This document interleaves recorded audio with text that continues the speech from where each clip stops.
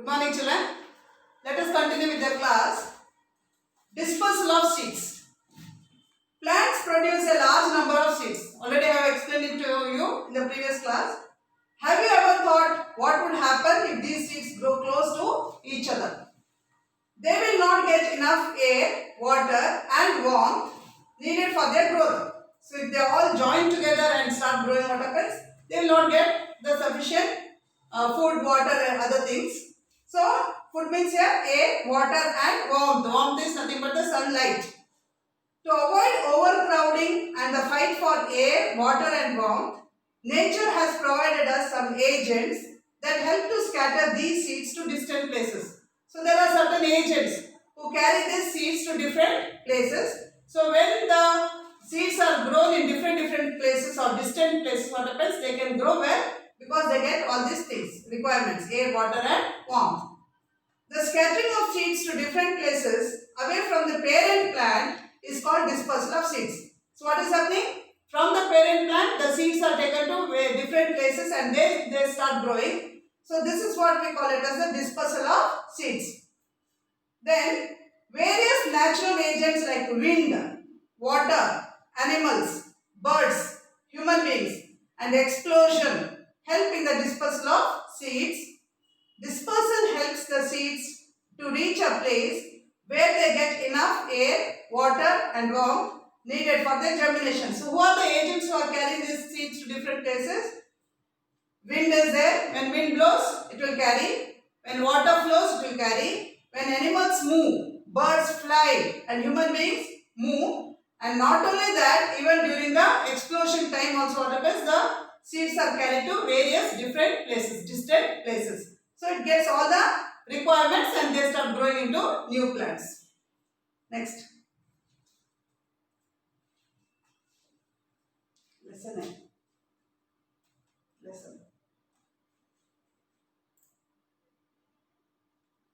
Okay. Now see agents of dispersal. Nature has provided various agents which help to scatter seeds to far off places. Wind. See how do wind carry seeds to various places? Seeds of mother, cotton and dandelion are light and hairy. I will show you these images later. This helps them to move away to far off places with the wind. The seeds of maple and drumsticks are also light and winged. These wings help them to fly to far off places. So drumstick, it's very common, you would have seen that, what you call it as nugekai. Okay. So in that, if you have seen the seed inside, they have got wing-like structures. So once this gets matured, what happens? The drumstick will get open and that time these seeds will start flying to different places. Flying means they will fall. They will be falling into the soil. So wind is over. Coming to the next part is, the next agent is water. Plants like coconut, water, lily or lotus grow near or in water. Their seeds, growing water means coconut is not directly growing in water, but you see near the river banks and seashells and all, you see the coconuts growing. So what happens? Due to certain agents, they will be carried to water. Then their seeds or fruits are dispersed through water. These seeds and fruits can float in water. Coconuts are hollow from inside with a fibrous outer covering. This makes coconuts light in weight so they can float on water. Likewise, the lotus fruit has a spongy part which enables it to float on water. These features help the coconut fruit and lotus seeds to get carried away to far off places along with water. Here they are given. I will show you the images later. Now, so this is the mother seed, you can see here. This is the spongy part of the lotus fruit. Then this is dandelion, like cotton-like structures you can see here. And the coconut floating on water. Next, animals. Animals and human beings eat the fleshy parts of the fruits and carelessly throw their seeds here and there. So, for example, sometimes you see, you will be eating a mango on the road, you go on eating and finally what happens to that seed? You just throw it there, isn't it? Like that, you may be eating grapes, after eating grapes, what happens? eating that seeds here and there. So like this, what happens? The same way animals also, they eat and they will be moving. When they move, what happens? The seeds will be just thrown away. These seeds develop into new plants when they get favorable conditions for growth. For example, seeds of apple, oranges and cherries are dispersed in this way, while seeds of some plants like burdock and xanthium, that is cocklebur, stick to the bodies of animals and clothes of human beings as they have hooks, thorns or stiff hair. For example, very common you can see the castor seed. Castor seed also has got thorny like structures that also will just get dispersed. In this way, they reach to far off places. Birds and animals swallow some seeds which are passed out unchanged in their droppings. So droppings, when they just pass their droppings, means the excreta, along with that what happens, the seeds also come out. For example, seeds of guavas and berries are scattered in this manner. So these are all certain agents who are going to help in the dispersal of seeds. Now explosion. Fruits of pea. Pea means botany. Balsam. Balsam, it's a plant. It is a watering plant. And lady's finger burst open when dry. Their seeds are thus thrown away with a great force. So this images I'll be showing it now. Now children, this is dispersion of seeds. So you can see here, this is dandelion. So how are they spread? How are they dispersed? With the help of wind. So when the wind blows, you can see each one. There will be so many. You can see one part here. See, it is very lightweight. It will just fly away. Then you can see here coconut plant. So what happens? See, coconut by water. Just that coconut has fallen into the water. There itself it is starting like a seedling. This will be further sown into some soil. Coming to lotus, lotus also grows into water. So already I have told you this about the spongy fruit here.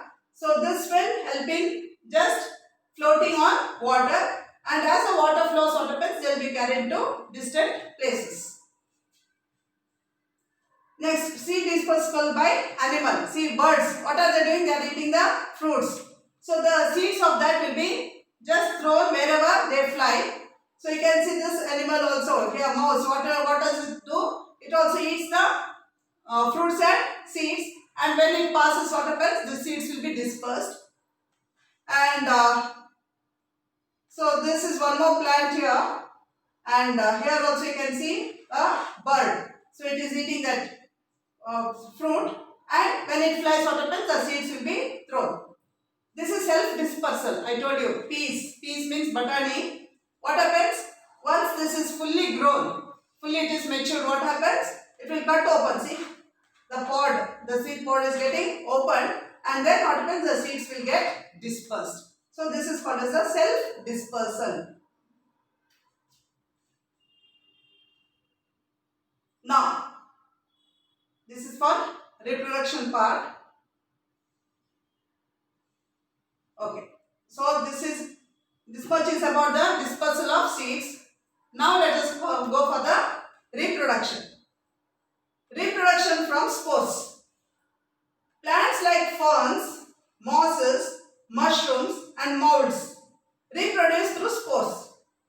These are non-flowering plants, hence they do not have fruits and seeds. They produce spores which germinate under suitable conditions and grow into new plants. See, this is a fern. It's a plant, fern plant. This is the lower surface of the fern plant. You can see small dotted like structures. These dots are nothing but they are the spores. In the mushroom, you can see, mushroom also you can see this dotted spots at the down. There will be gill slits.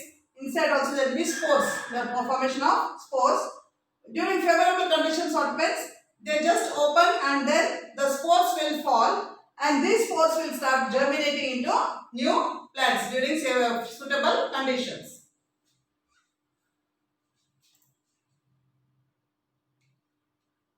Yes. Now, reproduction from spores, already I have told you. So, ferns, mosses, mushrooms, molds, etc. For example, bread mold. If you are not using bread for 2-3 days, just a slice of bread, you just sprinkle water on that and keep. After 3 days, keep it open. After 3-4 days, you can see cotton-like structures which is growing on that bread, and that is called as the mold. So what happens? If you just leave it, it will start adding. It becomes more and more. That means it starts reproducing. So that is about the mold. Now coming to the next one, reproduction from other plant parts. From other plant parts. That means from the vegetative part. In some plants, besides reproduction from seeds, new plants also grow from other plant parts like from roots, stems, leaves, etc. This type of reproduction is called vegetative reproduction or vegetative propagation. Means other than the spores, from which all parts? From roots, from stem, from leaves, also plants can reproduce. Plants growing from roots. See, plants like sweet potato, what you call genasu, sinigenasu, carrot, beetroot, turnip, navilpolo, all these things, etc. develop from the root of the parent plant. They are all roots. From them only what happens? New plants will start growing. Now plants growing from stem. See, onion, potato, ginger are stems that grow underground. They are stem, but still they are growing underground. Onion, potato, ginger, all those things. New plants grow from them. The stem of the onion is known as the bulb.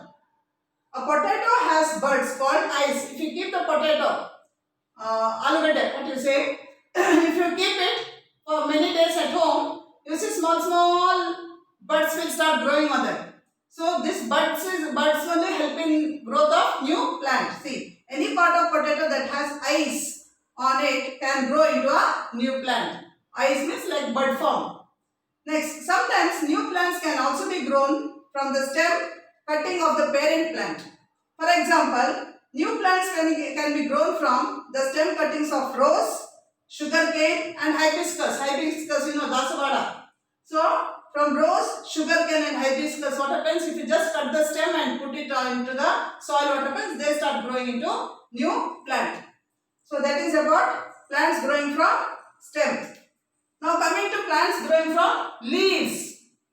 Plants like bryophyllum reproduce through the leaf buds on the parent plant. Bryophyllum leaves are thick and fleshy and they have buds along their edges. When the leaf falls down, tiny plants start growing from these buds. So, like bryophyllum, you have got normally at home, you can see this Brahma Kamala or night queen plant. Even in that also, on the leaves itself, you can see growth of new plants. When it falls, that will start growing into a new plant. Now, you can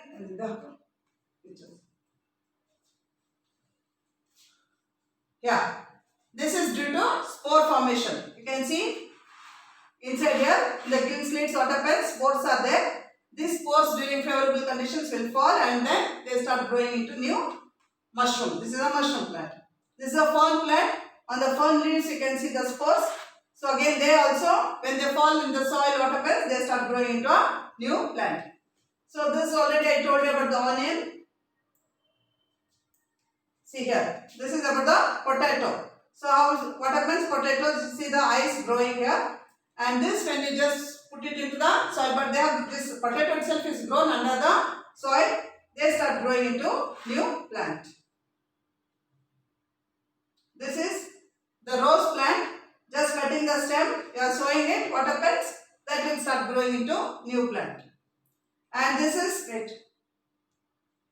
bryophyllum. Bryophyllum, I told you, it's a leaf. See, and these are the notches. Notches means the edge part, wherein you see, wherein you can see a new plant grows at the edges here, and this will fall. It will get detached from the leaf. It falls into the soil. That will start growing into new plant. So these are all about vegetative reproduction. Now coming to the next one, crops, fruits and vegetables. Okay, this will continue in the next class. Thank you.